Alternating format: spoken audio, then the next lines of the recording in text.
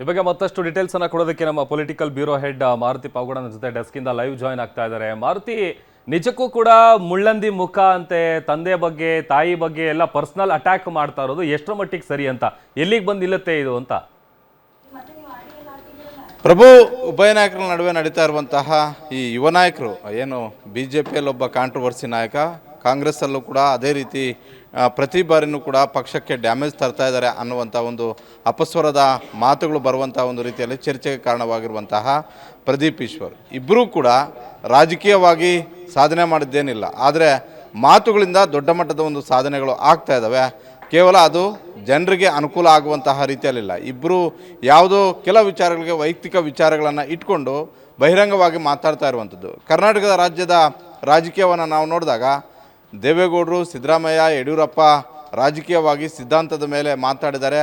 ಆದರೆ ಯಾವತ್ತೂ ಕೂಡ ತಮ್ಮ ವೈಯಕ್ತಿಕ ಹೇಳಿಕೆಗಳಾಗಿರ್ಬೋದು, ವೈಯಕ್ತಿಕ ವಿಚಾರಗಳಾಗಿರ್ಬೋದು, ಕುಟುಂಬದ ವಿಚಾರಗಳಾಗಿರ್ಬೋದು ಯಾವತ್ತೂ ಮಾತಾಡಿದ್ದಾರೆ. ಈ ಇಬ್ಬರ ಒಬ್ಬರು ಹಾಲಿ ಶಾಸಕರು, ಒಬ್ಬರು ಮಾಜಿ ಸಂಸದರು, ಈ ಇಬ್ಬರನ್ನು ಹೊರತುಪಡಿಸಿದರೆ ಕರ್ನಾಟಕದಲ್ಲಿ ಈ ರೀತಿಯಾಗಿ ಕುಟುಂಬದ ವಿಚಾರಗಳನ್ನು ಇಟ್ಕೊಂಡು ಯಾರೂ ಕೂಡ ಮಾತಾಡಿಲ್ಲ.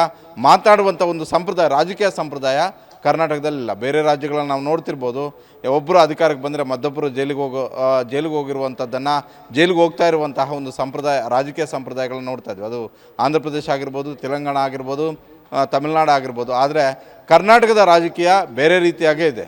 ಆದರೆ ಇಂಥ ಕಾಮಿಡಿ ಪೀಸ್ಗಳನ್ನು ನಾವಿವತ್ತು ನೋಡಬೇಕಾಗಿರುವಂಥ ಒಂದು ಅನಿವಾರ್ಯ ಪರಿಸ್ಥಿತಿ ಇದೆ. ಮಾಜಿ ಸಂಸದ ಪ್ರತಾಪ್ ಸಿಂಹನೂ ಕಾಮಿಡಿ ಪೀಸೆ, ಹಾಲಿ ಶಾಸಕರ ಆಗಿರುವಂತಹ ಪ್ರದೀಪ್ ಈಶ್ವರು ಕೂಡ ಕಾಮಿಡಿ ಪೀಸೆ. ಯಾಕಂತೇಳಿದ್ರೆ ಇಬ್ಬರೂ ಕೂಡ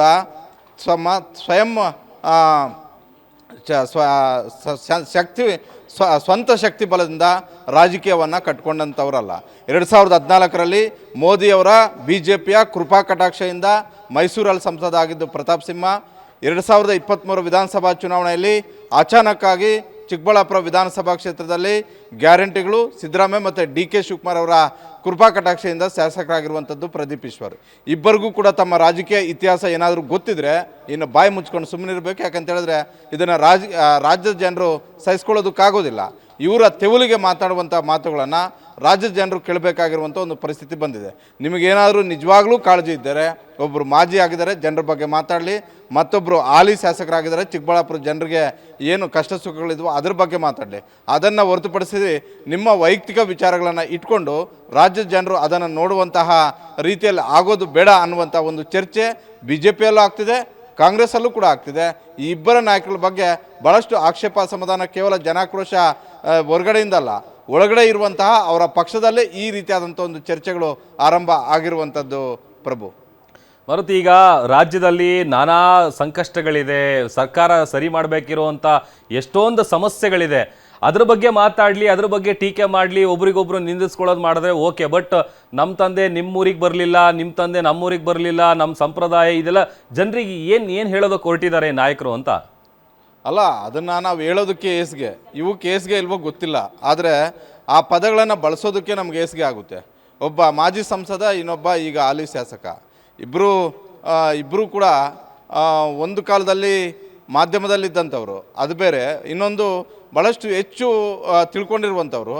ಆದರೆ ಕರ್ನಾಟಕದ ವಿಧಾನಸಭೆ ಆಗಿರ್ಬೋದು, ದೆಹಲಿಯಲ್ಲಿರುವಂತಹ ಸಂಸತ್ ಭವನ ಆಗಿರ್ಬೋದು, ಭಾಳಷ್ಟು ರಾಜಕಾರಣಗಳನ್ನು ಹುಟ್ಟುಹಾಕಿದೆ, ಭಾಳಷ್ಟು ಒಳ್ಳೊಳ್ಳೆ ವಾಗ್ಮಿಗಳನ್ನು ಹುಟ್ಟುಹಾಕಿದೆ.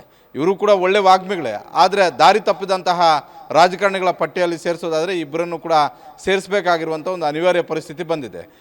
ಜನರ ಬಗ್ಗೆ ಏನು ಬೇಕಿದ್ರೂ ಮಾತಾಡಲಿ, ಆದರೆ ಜನರ ಕಾಳಜಿ, ಜನರ ವಿಚಾರಗಳಾಗಿರ್ಬೋದು, ರಾಜ್ಯದ ವಿಚಾರಗಳಾಗಿರ್ಬೋದು, ರಾಜ್ಯದ ಅಭಿವೃದ್ಧಿಯ ವಿಚಾರಗಳನ್ನು ಬದಿಗೊತ್ತಿ ಕೇವಲ ಯಾವುದೋ ಇವರು ಮಾತಾಡ್ತಿರುವಂಥ ದಾಟಿ ನೋಡಿದ್ರೆ ಯಾವುದೋ ಇವರ ವೈಯಕ್ತಿಕ ವಿಚಾರದಲ್ಲಿ ಯಾವುದೋ ಇಬ್ಬರಿಗೂ ಒಂದೇ ಕಾರಣಕ್ಕೆ ಒಂದು ಸಮಸ್ಯೆಗಳಾಗಿದ್ದಾವೆ, ಅದನ್ನು ಇಟ್ಕೊಂಡು ರಾಜ್ಯದ ಜನ ನೋಡುವಂತಹ ಒಂದು ರೀತಿಯಲ್ಲಿ ಬಹಿರಂಗವಾಗಿ ಹೇಳಿಕೆಗಳನ್ನು ಕೊಡೋದನ್ನು ನೋಡ್ತಿದ್ರೆ ಯಾವೊಬ್ಬರು ಕೂಡ ಮೈಸೂರಿಂದನೂ ಬರ್ತಿಲ್ಲ ಅಭಿವೃದ್ಧಿ ವಿಚಾರಕ್ಕೆ ಸಂಬಂಧಪಟ್ಟಂತೆ ಹೇಳಿಕೆ, ಈ ಕಡೆ ಚಿಕ್ಕಬಳ್ಳಾಪುರದಿಂದಲೂ ಕೂಡ ಆ ರೀತಿಯಾದಂಥ ಒಂದು ಹೇಳಿಕೆಗಳು ಬರ್ತಿಲ್ಲ.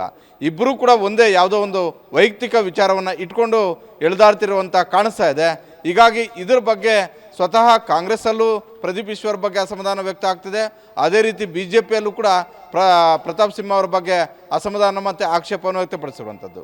ಈಗ ಸದ್ಯಕ್ಕೆ ಪ್ರತಾಪ್ ಸಿಂಹನಿಗಂತೂ ಏನು ಯಾವುದೇ ಕೆಲಸ ಇಲ್ಲ. ಆದರೆ ಪ್ರದೀಪ್ ಈಶ್ವರ್ಗೆ ಹಾಲಿ ಶಾಸಕರಾಗಿದ್ದಾರೆ. ಸ್ವತಃ ಚಿಕ್ಕಬಳ್ಳಾಪುರ ಜಿಲ್ಲೆಯ ಜನರ ಬಗ್ಗೆ ಮಾತಾಡಲಿ, ಚಿಕ್ಕಬಳ್ಳಾಪುರ ಅಭಿವೃದ್ಧಿ ಬಗ್ಗೆ ಮಾತಾಡಿದ್ರೆ ಭಾಳಷ್ಟು ಒಳ್ಳೆಯದಾಗುತ್ತೆ. ಯಾಕಂತ ಹೇಳಿದ್ರೆ ಇಲ್ಲಿಗೆ ಇಬ್ಬರ ರಾಜಕಾರಣವೂ ಕೂಡ ಕೊನೆ ಅಲ್ಲ. ಭಾಳಷ್ಟು ರಾಜಕಾರಣದಲ್ಲಿ ಮುಂದೆ ಯೋಚನೆ ಮಾಡಬೇಕಾಗಿರುವಂತಹ ಕೆಲಸ ಮಾಡಬೇಕಾಗಿರುವಂಥದ್ದಿದೆ. ಹೀಗಾಗಿ ಇಬ್ಬರೂ ಕೂಡ ತಮ್ಮ ವೈಯಕ್ತಿಕ ವಿಚಾರಗಳನ್ನು ಬದಿಗೊತ್ತಿ ಆ ಅಭಿವೃದ್ಧಿ ವಿಚಾರಗಳ ಬಗ್ಗೆ ಮಾತಾಡಿದ್ರೆ ಭಾಳಷ್ಟು ಒಳ್ಳೆಯದಾಗುತ್ತೆ. ಆದರೆ ಯಾವುದೋ ವೈಯಕ್ತಿಕ ವಿಚಾರಗಳನ್ನ ಇಟ್ಕೊಂಡು ನಮ್ಮಪ್ಪ ನಿಮ್ಮೂರಿಗೆ ಬರಬೇಕಾಗಿತ್ತು, ನಾನು ನಿಮ್ಮೂರಿಗೆ ನಮ್ಮಪ್ಪನ ಕಳಿಸ್ಕೊಡಲ್ಲ ಗುರು ಅಂತ ಹೇಳಿದ್ರೆ ಇದು ಏನು ಹೇಳೋಕ್ಕೆ, ಸಮಾಜಕ್ಕೆ ಏನು ಹೇಳೋಕ್ಕೆ ಹೊರಟಿದ್ದಾರೆ ಅಂತ ಗೊತ್ತಿಲ್ಲ. ಆದರೆ ಮಾನ ಮರ್ಯಾದೆ ಇರುವಂತಹ ರಾಜಕಾರಣಿಗಳು ಮಾತಾಡುವಂಥ ಒಂದು ಮಾತುಗಳಲ್ಲ. ಯಾಕಂತ ಹೇಳಿದ್ರೆ ನಾವು ಕಾಗೋಡು ತಿಮ್ಮಪ್ಪ, ದೇವೇಗೌಡರು, ದೇವರಾಜ ಅರಸು, ಸಿದ್ದರಾಮಯ್ಯ, ಯಡಿಯೂರಪ್ಪ ಇಂಥ ಘಟಾನುಘಟಿ ನಾಯಕರನ್ನು ನೋಡ್ತಾ ಇದ್ದೀವಿ. ಇವರು ರಾಜಕೀಯವಾಗಿ ತಾವು ಗೆಲ್ಲೋದಕ್ಕೆ, ಬೇರೆಯವರು ಸೋಲೋದಕ್ಕೆ ರಾಜಕೀಯವಾಗಿ ಏನು ತಂತ್ರಗಳನ್ನು ಮಾಡಬೇಕಾಗಿತ್ತೋ ಆ ತಂತ್ರಗಳನ್ನು ಮಾಡಿದ್ದಾರೆ. ಆದರೆ ಈ ಇಬ್ಬರ ನಾಯಕರು ಕೂಡ ಯಾರೂ ಹೇಳ್ತಿಲ್ಲ ನಾನು ಮುಂದಿನ ಚುನಾವಣೆಯಲ್ಲಿ ಮೈಸೂರಿಗೆ ಬಂದು ಸ್ಪರ್ಧೆ ಮಾಡ್ತೀನಿ ಅಂತ ಪ್ರದೀಪ್ ಈಶ್ವರನೂ ಹೇಳ್ತಿಲ್ಲ. ಅದೇ ರೀತಿಯಲ್ಲಿ ಮೈಸೂರಿಂದ ಬಹು ಅನ್ನುವಂತಹ ಪ್ರತಾಪ್ ಸಿಂಹನೂ ಕೂಡ ನಾನು ಮುಂದಿನ ಚುನಾವಣೆ ನೋಡ್ಕೊತೀನಿ ಗುರು, ಚಿಕ್ಕಬಳ್ಳಾಪುರಕ್ಕೆ ಬಂದು ನಿನ್ನ ಹತ್ರ ಸವಾಲಾಗ್ತೀನಿ ಅಂತ ಯಾರು ಇದನ್ನು ಹೇಳ್ತಿಲ್ಲ. ಆದರೆ ತಮ್ಮ ವೈಯಕ್ತಿಕ ತೆವಲುಗಳನ್ನು ಸಾರ್ವಜನಿಕರ ಮುಂದೆ ಹೇಳುವಂತಹ ಒಂದು ಕೆಲಸವನ್ನು ಆಗ್ತಿದ್ದಾರೆ. ನಿಜವಾಗ್ಲೂ ಕರ್ನಾಟಕ ರಾಜಕಾರಣಿಗಳು ಯಾರೂ ಕೂಡ ಈ ರೀತಿ ಇರಲಿಲ್ಲ. ಇವು ಒಂದು ರೀತಿ ಎರಡೂ ಕೂಡ ಕಾಮಿಡಿ ಪೀಸ್ಗಳು ಅಂತಲೇ ಹೇಳ್ಬೋದು ಪ್ರಭು. ಓಕೆ, ಥ್ಯಾಂಕ್ ಯು ಮಾರುತಿ ನಿಮ್ಮೆಲ್ಲ ಡೀಟೇಲ್ಸ್ಗಾಗಿ. ಒಟ್ಟಾರೆ ಏನಾಗುತ್ತೆ ಅಂತಂದರೆ ಜವಾಬ್ದಾರಿಯುತ ಸ್ಥಾನದಲ್ಲಿರುವಂಥ ನಾಯಕರು ನಮಗೆ ಭಾಳ ಅಸಹ್ಯ ಆಗುತ್ತೆ ಈ ಥರದ್ದೆಲ್ಲ ವಿಚಾರಗಳು ಹೇಳೋದಕ್ಕೆ.